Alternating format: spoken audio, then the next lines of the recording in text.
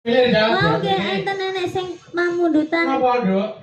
Puspitanala, Mas. Oh, Puspitanala. Boleh. Ayo. Oke, Puspitanala sik. Nggih, iya diaturke. Engko diurutke. Nggih, monggo. Puspitanala. Ayo, Dak. Diaturke yo jajal garap gamelan. Puspitanala. Monggo, yuk.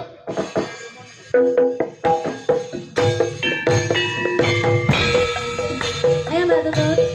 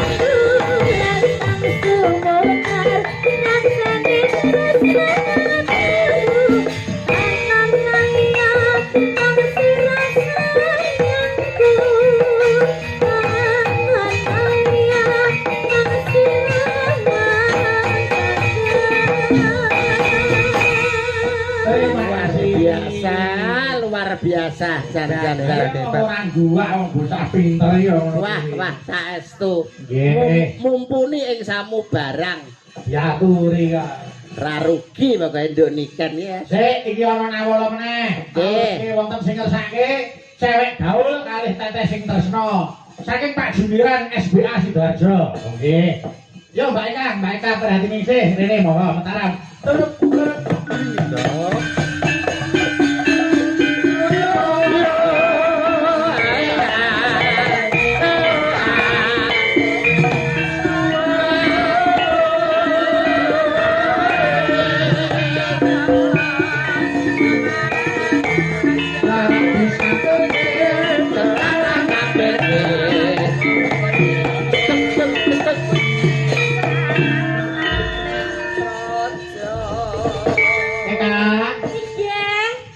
Melek Nduk. Pangesunipun masih dong. Iya, iki Pak Gun Arianto ngunduh mantu ndongake apa kowe Cahayu? Nggih, mugi-mugi Mbak manten Mas manten tansah pinaringono jodoh sejati-sejatinipun jodoh. Amin. Amin. Langgeng tumeka puputing yuswa tansah kinandenan putra ingkang saleh lan salehah. Amin. Ya rabbal alamin. Dongane bocah SD iki mesti anu Mas Yudo. Mesti akeh mandine mergo isih resik urung Piye to? anu apa-apa. Piye ta?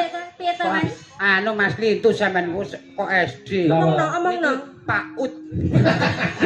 Paut. Jenengan mboten pitados nek kula paut. Lah ki emponge iki lho nang ngene tak.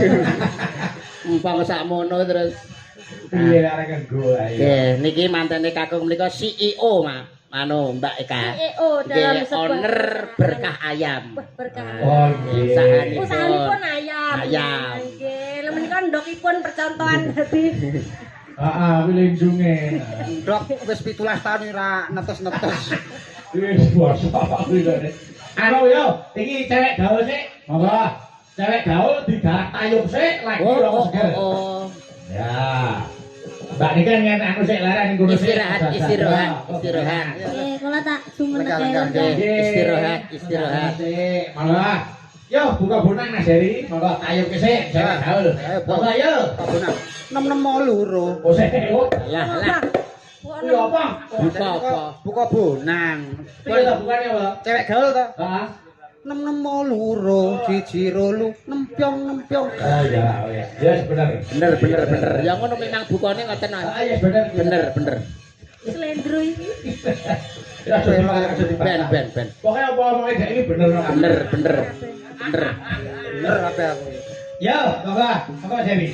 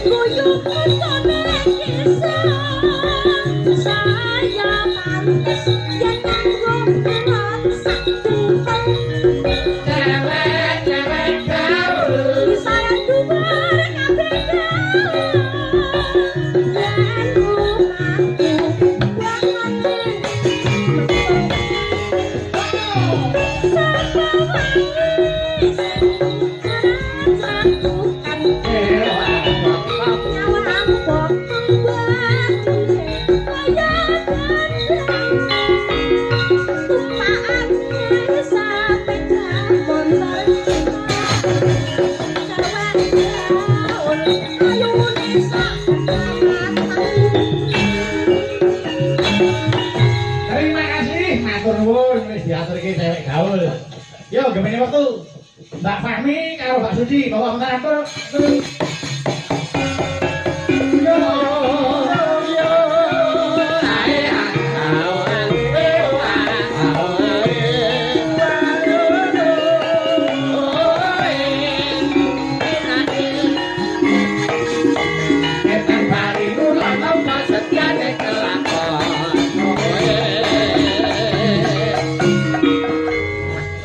Yo, ana sing ngesake sambel kemangi. Sambel kemangi yo didom loro. Tum loro. Sing nyambel padha enake, padha sedepe, padha pedhise. Oke. Iya, diaturke. Iya, Cak. Sambel kemangi. Monggo, yo.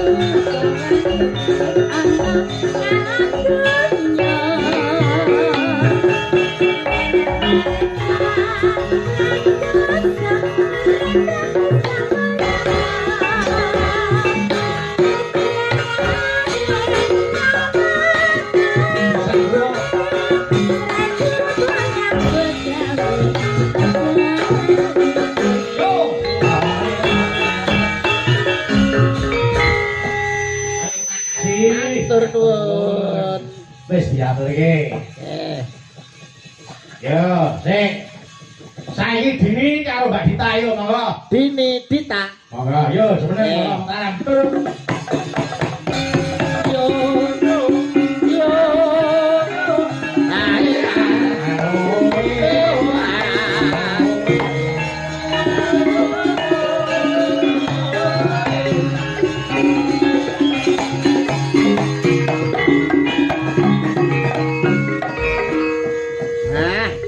Semangat ya Nduk ya, Mbak Dini, Mbak Dita. Semangat. Selalu Ayo kudu ora ya ngopo.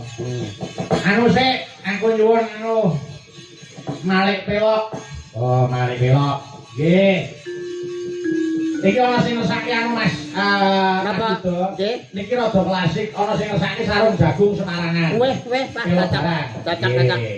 Remenane piyai mriki menika panci warung jagung. Warung jagung menika sarung. Lah iya ning warung iki gawe sarung lho karepku iki kan. Oh iya, ayo. Buka borang monggo Mas Heri. Monggo ayo.